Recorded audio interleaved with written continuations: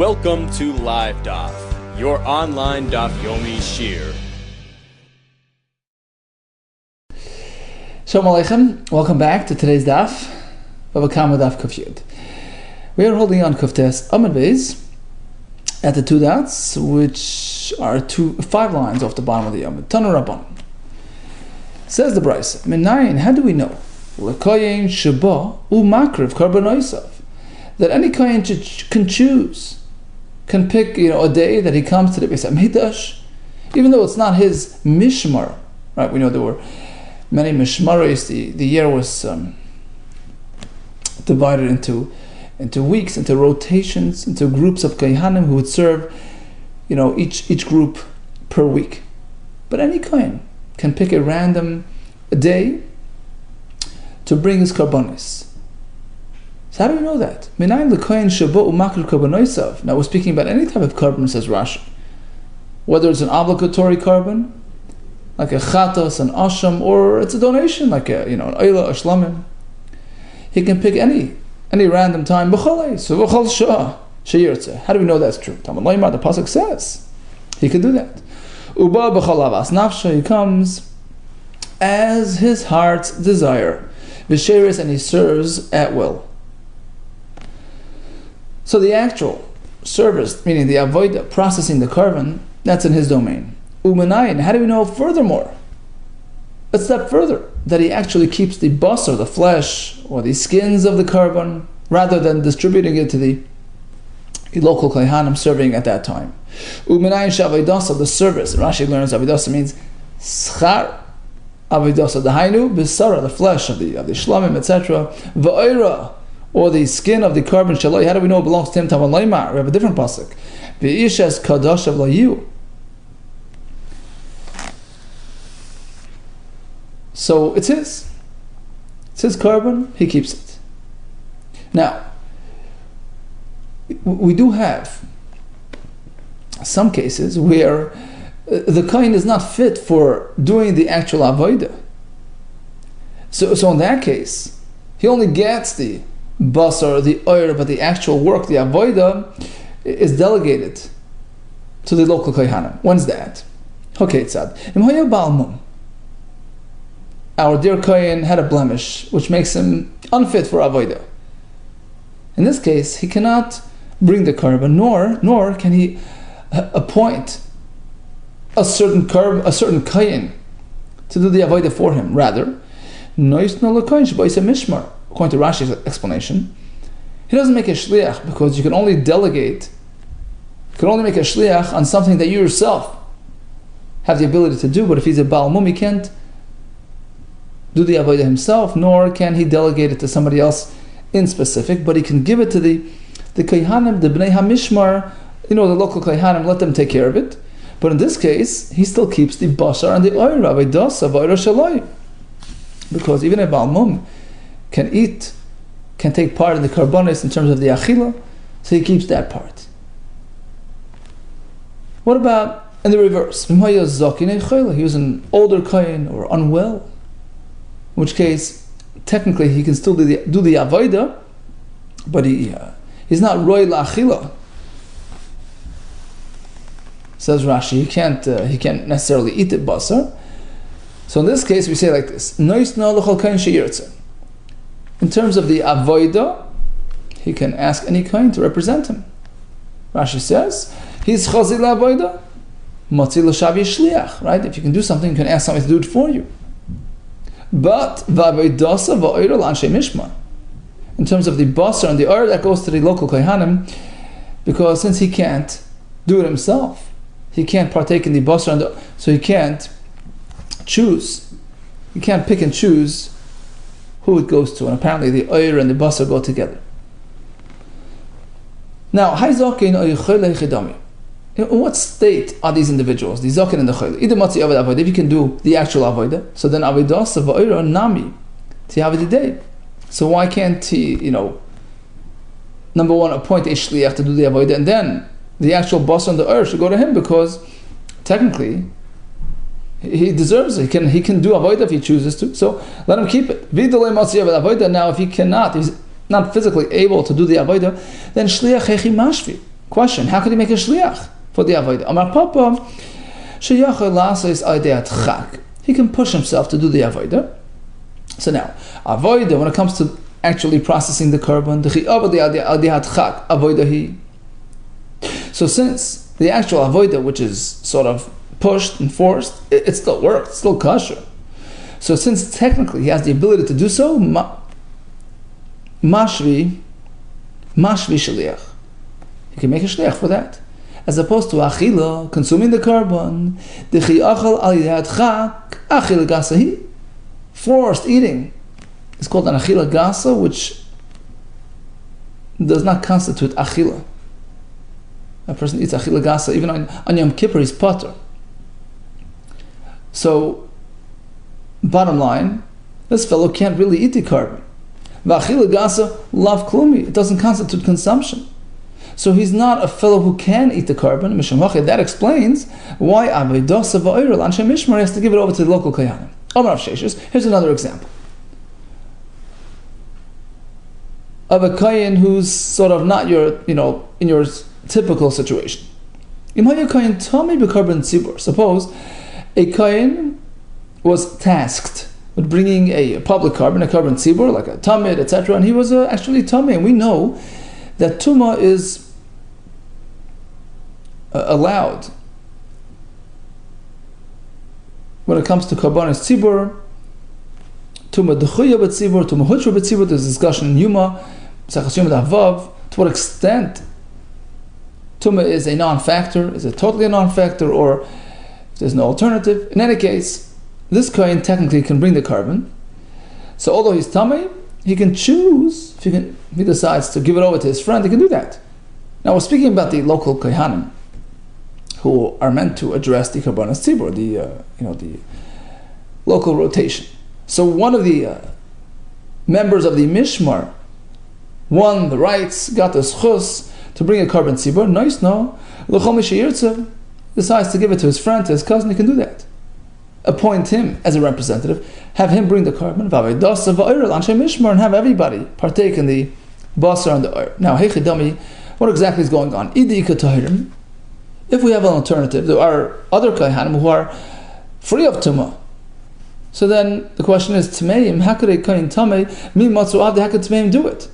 And he's a tamei, this kohen, who won the rights to bring the korban, but if he's tamei, he shouldn't be doing it, nor should he make a shliach. Again, if you can't do it, you can't ask a shliach to do it for you. If there are no kohanim tahirim available, then avodah va'oral anshe mishmar. So how can we say, well, when it comes to the processing of the korban, you can appoint a shliach. When it comes to consuming the korban, well, the anshe mishmar have a right to take it. Well, if they're tmeim, they're tmeim, then nobody can eat the korban. We know that even a korban tzibur which is brought b'tumah cannot be consumed b'tumah typically.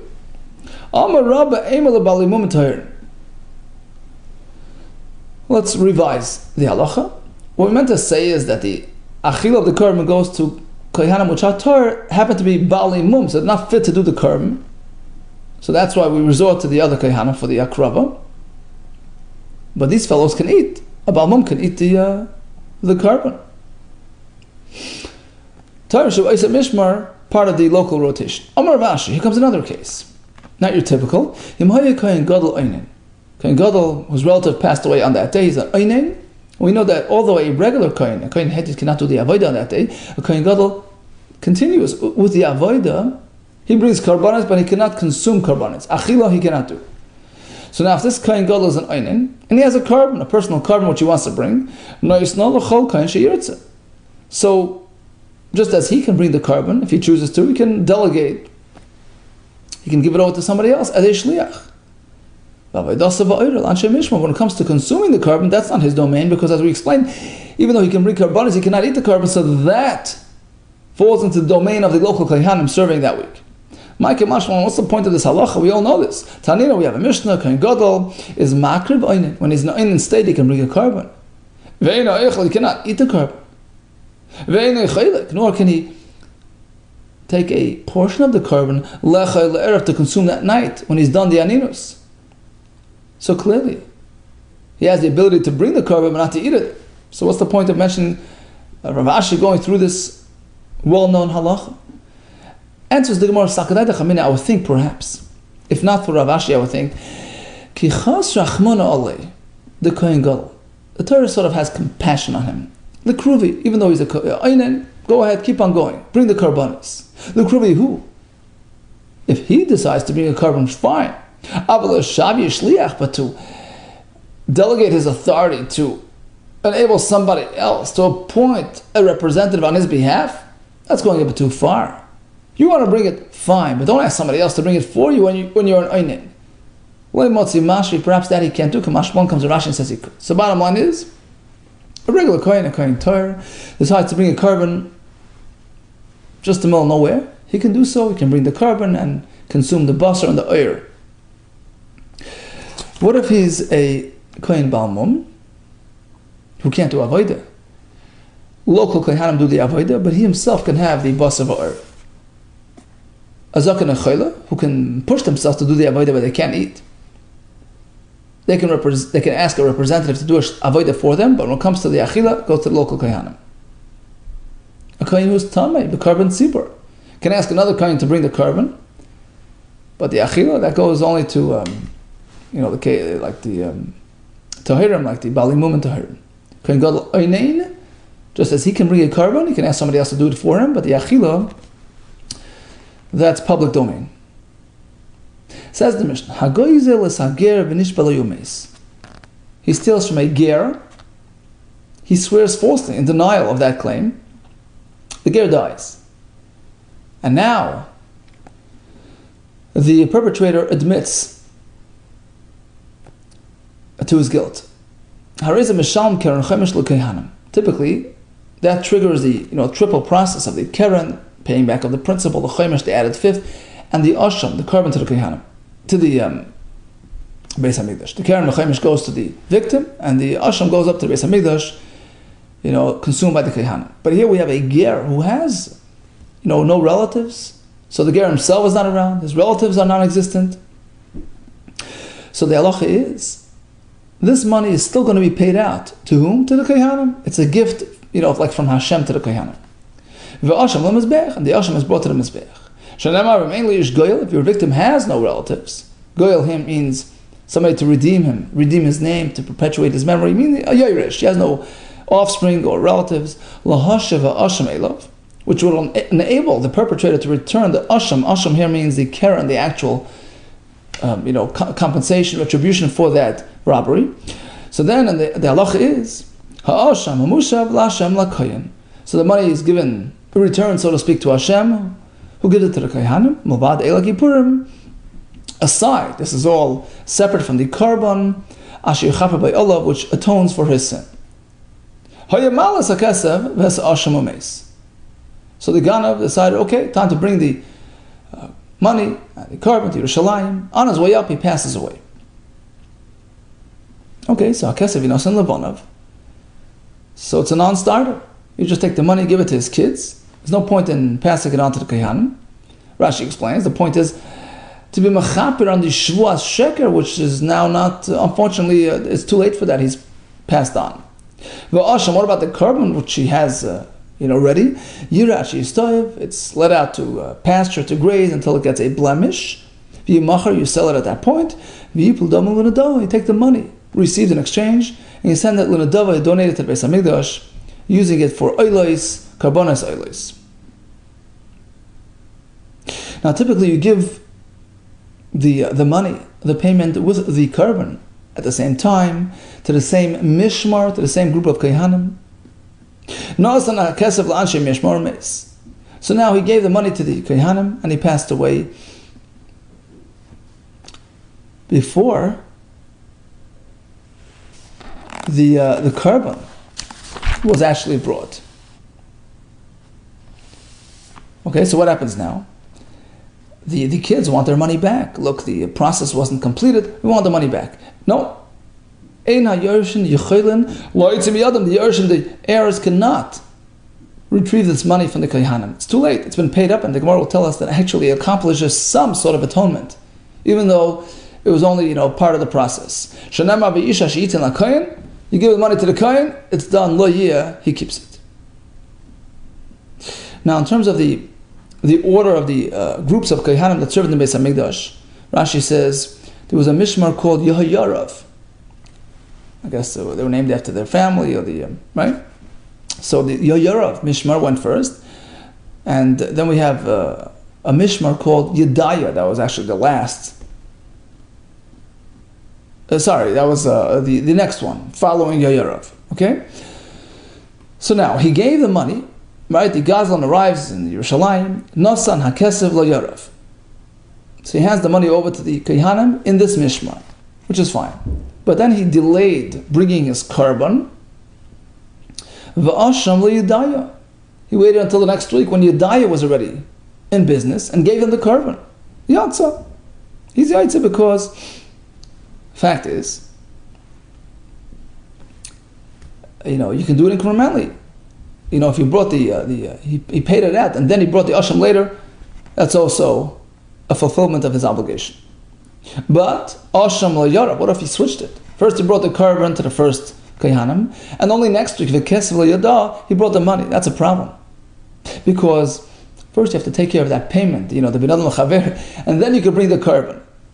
So im kayim ha'asham, if the animal, the korban is still around, it reverts to the next mishmar, Yakrivu b'nei Yedaya. So Yedaya, who got the money, should go take the asham and bring it at that point. And Rashi says it's a knas to Yehoyarav. Why'd you take the asham before you got paid out? It's not the way to do it. So we take the korban and we bring it over to Yedaya and have them accept payment and process the korban. Otherwise, let's say the asham was already processed back the previous week, so it's a problem. Yachsir v'yavi asham acher. You have to rebring the asham together with your money. Shamevi gezeli. Why shamevi gezeli? Actually, hevi asham yatsa. If a person pays out the gezela before the korban, okay, it works. Such as in the first case, but in the second case, where it was hevi asham actually hevi gezeli, first processes the korban before the payout, well, yatsa, it doesn't work. Finally, says the Mishnah, although we speak about the payout holding up the process, that's only the principal part. But the chaimish, well, that doesn't really hold up the korban. Nosan is hakeren. Nosan is chaimish. He paid the actual principal, but not the added fifth. And he brought his korban. Okay, it works. Ein chaimish ma'akev. It doesn't hold back the korban. Just bring it later. Tana Rabban. So the pasuk by the Gezel Hager in Bamidbar Perakei, pasuk Ches, reads like this. Ha'asham hamushav la'Hashem la'kayin. The asham which is returned to Hashem, which is given to the kayin. Asham typically means a korban asham, but here the Gemara will tell us it means the payout, the keren. And the pasuk continues, Malvad, this is aside from the korban eil hakipurim ashichaper by of the ram, the asham which is brought as well to atone for his sin. Tana Rabban, the word asham means payments, a keren. The word hamushav, the added payout, is a chaimish, that's the fifth, which is added to the keren. Says the Gemara, or maybe, perhaps, you learn the pasuk differently. Asham means literally the korban. Elo, asham means ze'ayel, the ram. What's the point, what's the difference if it's learned this way or that? At the end of the day, he has to bring everything, right? So what's the difference? Lafukim with the Rav. This will oppose Rava's halach. Rava says that the monetary payout, the keren, is treated like a korban, as per the pasuk using the word asham and describing the payout. He learns a great chiddush from here. If a person pays out the gezel ger at night, he's not yaitza, because nighttime is not a time for karbanis, and since the Torah calls it an asham, has to conform to the halachas of asham, which is not valid at night. Likewise, if he pays it incrementally, installments, doesn't work. It's got to be one payout. My time, and why? What is the reason for both these halachas? Asham kayrachmona. The Torah calls it an asham. An asham has to be brought all at once during daytime. So that would be Rabba's halacha, and we're trying to challenge that. That maybe the word asham means the korban asham. Answers the Gemara. Well, kishu aimer.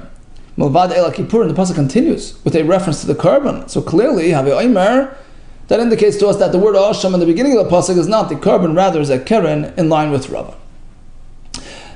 Hani idach, we have another brisa. Asham, once again, is a keren, that's the actual payment. Hamushav, that is the added fifth, the chaimish. Asham zechemish. Perhaps we'll switch it around. Asham means the chaimish, and hamushav, the next word is the keren. Maybe we'll flip it around. The manaf kivna, what's the difference? How does that change anything? Lafuki masnisen, to oppose the Mishnah, because remember the Mishnah said that the keren is the primary payout which holds up the process. The snan noslan is a keren. Well, noslan is a chaimish. He gave the keren, not the chaimish. Well, in a chaimish ma'akiv, the chaimish is just secondary. It doesn't really hold back the carbon process. Well, adarabba. Let's go the other way. Chaimish ma'akiv. Maybe asha means the chaimish, right? So asham is the most important thing. The fact is, the pasuk calls it the asham, like the carbon, holds up the carbon. Well, kashu aimer, v'heishav es hasham bereishay v'chamishisay. Have aimer asham zekeren. We have a pasuk which uses the word asham to describe the payment which is called bereishay. What does bereishay mean? So Rashi says, keren levadei shu harosh, the main payout. What is that? The principal, the actual payout is called reishay. So we see that Hashamai, bereishay is a reference to keren. So here as well, ha'va'omer asham ze keren, apparently when it says in our pasuk, ha'asham ha'mushav, the word ha'asham is the keren, that's the most important payout, and that payout enables the carbon. Tani idach, we have another brisa. Asham ze keren, ha'mushav ze chaimish, u'begaz lager. Hakasim Magdaber was speaking about a fellow who is responding, who is repaying the Gezel Hager. Says the Gemara, perhaps no. We're not speaking about a Gazlan who's paying back the Keren and the Chaimish. Perhaps it means like this. The word Hamushav is going on the double payout that a Ganav pays. Amushav is a kefal, but a gnevas hager kasav medaber. Person is a ganav, not a gazlan. He sort of steals quietly at night. So that fellow has to pay kefal, and the pasuk is saying, look, if the ger passes away in the meantime, you got to pay the kefal to the kohanim. Not talking about a keren with a chaimish because he was a gazlan with a shvur. Who says what's going on there? But when the pasuk says ve'eshav esashameh b'reishay, the beginning of the parasha says, repay the Ashameh Bereisha v'chamishisoi. So again, the Lashon, Bereisha is going on actual payment, principal payout. Harei b'mamayin, so clearly b'mamin hamishtalim Bereisha, because we're speaking about Keren payout. Without the kefal, so clearly we're speaking about a Gazlan who swore falsely, and it all works out, it's a Keren, it's a Chaimish with an Asham. Gufa, let's go back to Rava's halacha. Marava gets al-ger shechzir b'layla lo yatsa. Hechziru l'chatzon lo yatsa. Right? If you pay this at night or in installments, it doesn't work. My time, why asham kai rachman? It's called an asham. V'amar Rava comes another halacha chiddush from Rava. Gez al-ger she'en bo yishava pruta l'cholkain l'kain. We learned before that the gez al-ger is repaid and distributed amongst the local kohanim serving that week. There isn't enough to go around. There isn't a pruta for each kohen in that group. He has not fulfilled his obligation. You've got to add until you get to that point. My time, why? The pasuk calls it mushav. There has to be a proper repayment. There needs to be some value to it. Every kohen receives at least a pruta. Here comes the shaila. So let's say, Yorav was this big family, and there wouldn't be enough per kohen if you were to give it to them. But Yedaya was a smaller group, and there was sufficient to go around. What's the halach in this case? Can you give the money to Yedaya? Hold it. What exactly happened? If it's the week of Yedaya and he's giving them the money, perfect. What's the problem? He is paid. There's enough there to go around. What's the shayla? Tzricha must be speaking to Yaval Yedaya, b'mishmarta de Yorav. He wants to give it to Yedaya, right? There should be enough to go around. Problem is, it's the week of Yorav. How would we treat this hashava? Miyaminan shall we say, since it's not their week, it's worthless. V'loi klumu, doesn't make sense. Or you can say, kivan deloi chazile. Since this amount of money did not really suffice for your yaraf, right? It wouldn't be a pruta per person. So meikar liyada koi. Initially, this money was meant for Yedaya. And the chiddush is that he can even give the money to Yedaya and then the ashram to Yarav and have everybody do their part. Because the money was never meant for them. It's not enough to go around. Take it, we leave it unresolved. Boy Rabbah. So we know, this is discussed in Maseches Menachos, that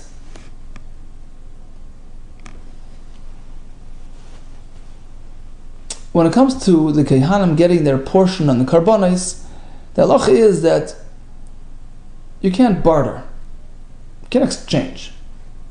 There's a chatas being brought, everybody shares equally. There's an asham, you can't say, well, you know what, I'll forego my chatas, you give me the extra piece in the asham.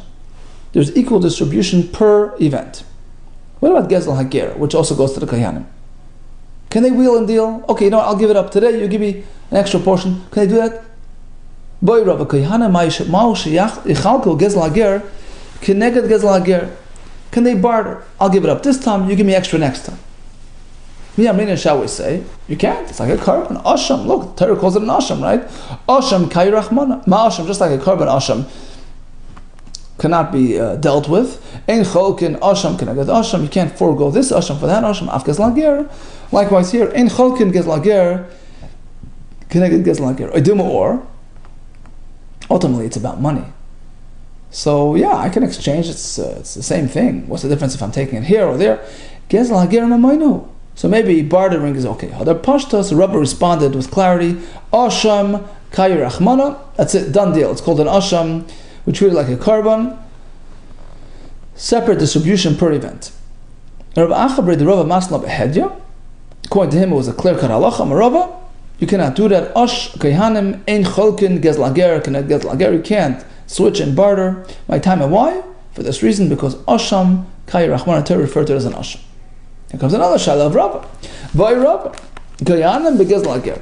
So we know that a fellow gives the money to the Kayanim, right? But what status do they have when they receive the money? Yershin habu? Is it as though they are Yerish, the Ger? It's as though the Torah appointed them as heirs. Or mekabel matana habu? Or do we treat them like mekabel matana, like accepting a gift from Hashem?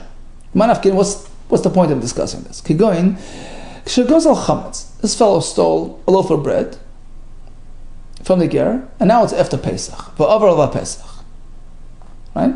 So the question is, can I just give them the loaf of bread? So it depends. If they're considered Yershim, then yeah, you can give it to them, even though it's worthless today. Hainu, hi. The Yar say, Moires, this exact thing was given to them by their Moires, the one that's giving them the Yerusha, in this case the Ger.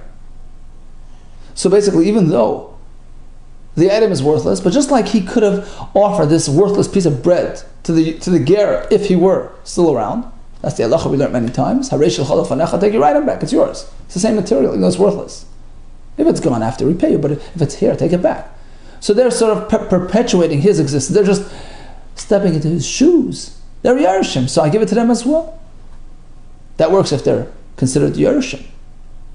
But the amrus. Mikabel matanas havu, but if they're entitled to a gift from Hashem, a gift has to have value. Matana kamar achmana, the Nes Lahu, Torah is instructing us to give them a matana, which has value. But this has no value. He's not giving them anything of value. Therefore, Bama is like dirt. Interesting question. Says the Rav Zeir Bar Yochai. Rav Zeir had a different way of presenting this shaila.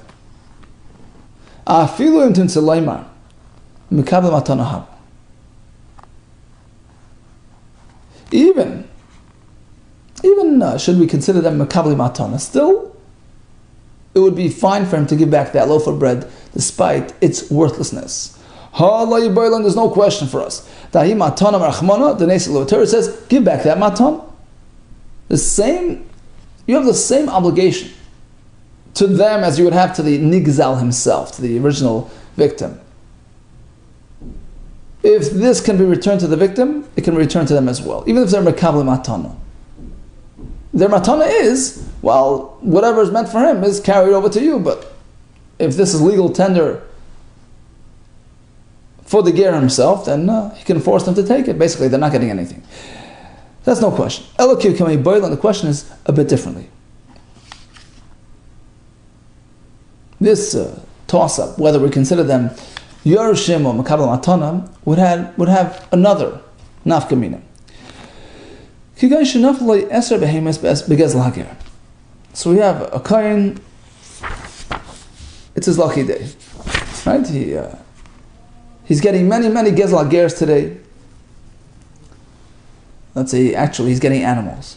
So the fellow is returning the animals that he stole from the ger, and he ends up with 10. The kohen ends up with 10 animals, right? Whether it's from the same story or different stories. So he has a collection. He has a whole corral full of animals, and typically we know that when you have 10 animals, you have to perform ma'aser behema, separate one animal as ma'aser behema. Question: Mechayvi lafrushi minayu ma'aser or loy? Do the Kohanim have to go about doing ma'aser behema or not? Why yes? Why not? Well, shall we say Yerushim havu? They're considered Yerushim of the ger, and what happens then? And they have to do ma'aser behema. Damar we learned kana b'tvisas abayis chayav. The Yerushim have many animals from their father which had not yet been divid. Tfisas abayis means it's still considered part of the father's estate. Chayav, there's a din of a ma'aser behema. So likewise over here, the Kohanim have to do ma'aser behema.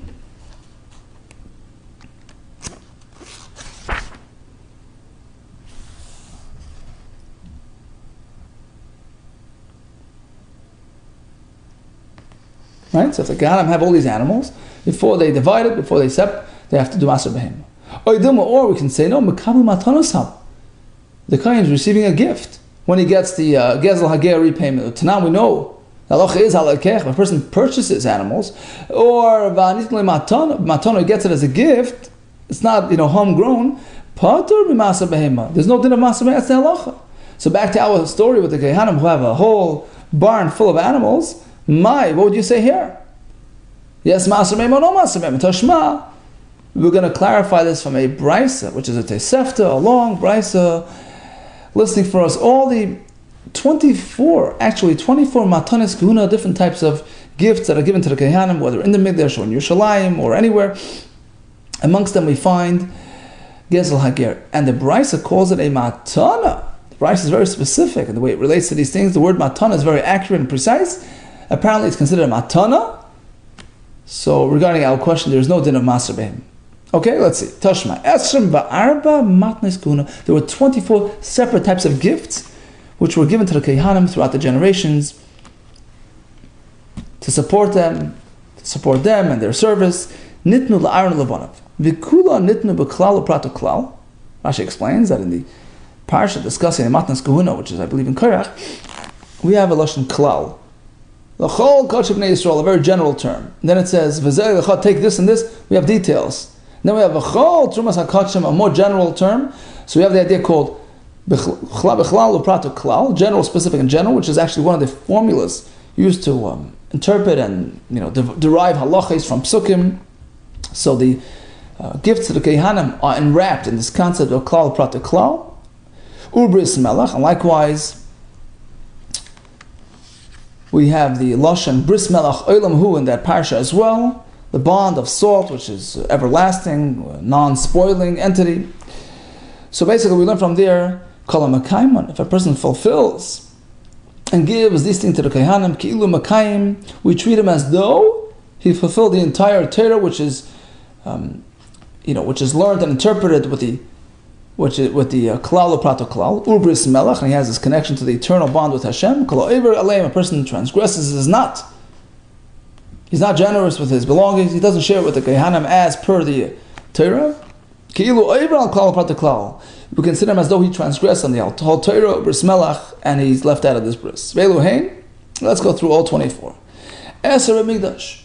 You have 10 items which are specific to the Beis HaMikdash, which are consumed inside the actual Beis HaMikdash. V'dal b'Yerushalayim, 4 which pertain to the city of Yerushalayim. V'eser b'Gvulim, 10 more anywhere in Eretz Yisrael. Eser Mikdash, which are the 10 which are karbonis in the Mikdash, chatas behema, an animal chatas, v'chatas oif, a bird chatas, v'asham vadai, v'asham tali, v'zil chasham mitzibor, the shlamim that the community brings, v'luk shem and mitzera brings an amount of oil. If it's leftover, it goes to the Kohanim. Ma'aser Omer, leftover of the Karban Omer. U'shtei alechem, the 2 breads brought on Shavuos, lechem aparim, the weekly breads, u'shuar menachos, leftovers of the Karbanis Mincha. These are Mikdash related gifts to the Kohanim. Va'abar b'Yerushalayim, 4 more in Yerushalayim itself. Ha'bechora. If you have a bechor, a firstborn kosher animal, that's consumed anywhere in Yerushalayim. Va'bikur, it's brought to the Beis HaMikdash if it's a unblemished carbon, but you consume it anywhere in Yerushalayim. Va'bikurim, the first fruits. Va'murim and atoida, the part that you take out of the carbon toida for the kohen, ve'el nazir from the nazir. And Rashi says these two are sort of very similar, so we count it as one. V'oros kachim, the skins that are flayed off the karbonis. So they're given to the kohanim, and therefore it's on the list. V'asar b'gvulin, 10 more that are given anywhere in Eretz Yisrael. Truma, right, all different separations from the crops. Truma, trumas maser, b'chala, right, v'eshzagez. A bit of the first shearing of wool. V'matanais, these are the parts of the regular behemoth that one shecht that gives to the kohen, the zroya, right, the forearm, the chayim, the cheekbone, the cheek area, v'akeva, and one of the stomachs.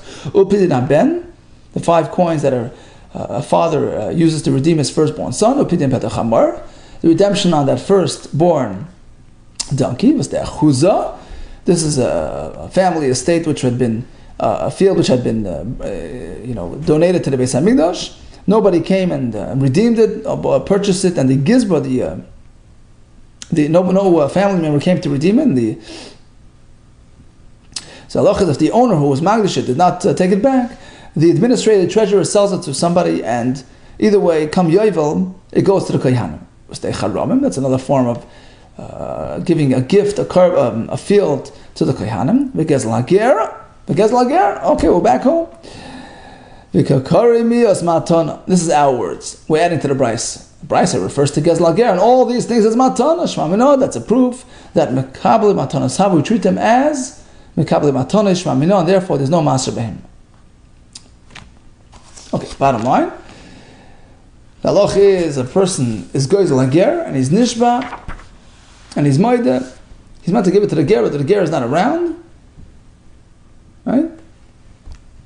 So it goes to the Kohanim as a gift to the Kohanim. And ideally you bring it together to the same mishmar. But otherwise, as long as the money was brought first, you're Yaitse. Which money? The Karen, the Chaimish is not Me'akim. Rava has many halachas regarding repaying this money. It has to be during daytime, in one installment. It needs to be a pruta for each Kohen. Regarding the Kohanim swapping their portions, Rava says you cannot do that because the Torah calls it an asham. Okay, now let's say Nosan as Hakes Lanshe Mishmar. The fellow gave his money to the Anshe Mishmar and he died before they got a chance to bring the carbon. Mishnah says you cannot force the Kohanim to return it. Amar Abaye, Shmami, no, we can prove from here an interesting point. That it's not, we know it's a package, right? There's the Kera and the Chaimish and the Asham, but it's not all or nothing. Shmamino kesev mechaper mechza. Repaying the money accomplishes a partial atonement, because otherwise we should refund them. He didn't get his money's worth.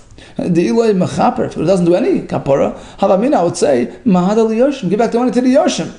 My time, you know why? Adai to dachel yavle, because he didn't pay for nothing. The das was that this payment should accomplish kapara. If he's not going to do that, give it back to him, or if he's not here, to his kids. Clearly, the kesef is mechaper something. even though there was no asham brought, but at least he has that much kapara. Says the Gemara, Elamiyata. So according to this way of thinking, that if he didn't get his money's worth, you would be compelled to refund him and undo the whole process. Imagine a carbon chatas whose owner passed away before the carbon was brought. Just a regular case, regular chatas. So we know that chatas is meant to be put to death. Why? Let it go free. Send it back to the field. If the owner would have known that he's going to pass away before hakrava, he would never have made this into a chatas. Just cancel the whole deal. Well, Amri, the answer was like this: chatas shemesa ba'aleo. You can't compare.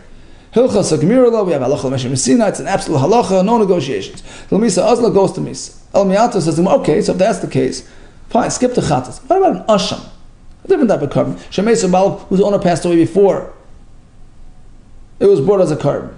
The halacha there is, it stays kaddish. You have to send it out to pasture till it gets a mum. Why? Just let it go. Send it back to chulin. The owner didn't have this in mind. Well, there as well, says the Gemara, Asham Nami, it's also based on halacha l'meshim Sinai, non-negotiable. Hilchas Gemira lo kol, every situation, sheba chatas, word to be a chatas, iudai mesa. So now that it's an Asham, ba'asham roya, it's sent out to grace. Or more kasha. If it's all about mindset. Elamiyati yavam, shenafel of nemukashchen. So this Yavama, whose husband passed away without kids, she's now bound to the brother. The brother is a sickly fellow, mukashchin, full of boil, not something she's interested in. So why is she bound to him? Why does she need chalitza? Let her go home without chalitza. You know why? She never had this in mind. When she was mekadesh herself to the first husband, if she would have known this, she would have, right?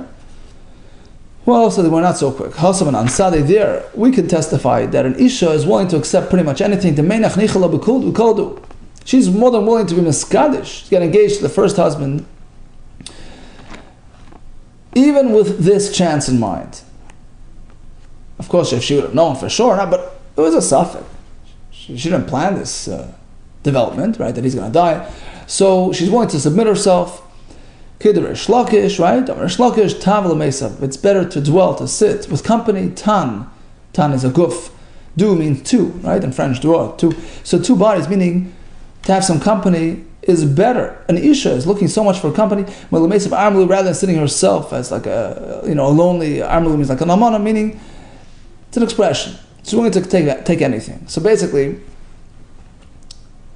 she is jumping into this. She is committing herself wholeheartedly to the first husband, even if there's a slight chance, a million, that she might end up stuck with this fellow. So the kiddushin is unquestionably chal without any shayla. Okay, we discussed the kohen's ability to bring his karbonos whenever he wants. In certain cases, he can make a shliach for the avodah or for the achila. In certain cases, he cannot. It all depends on whether he's able to do, in which case he can delegate to others. Then we continue with the mission of Gezel Hager and discussed the Keren, the Chaimish, the Asham, and how to go about it. All the best to you and Atzlacha Rabbah.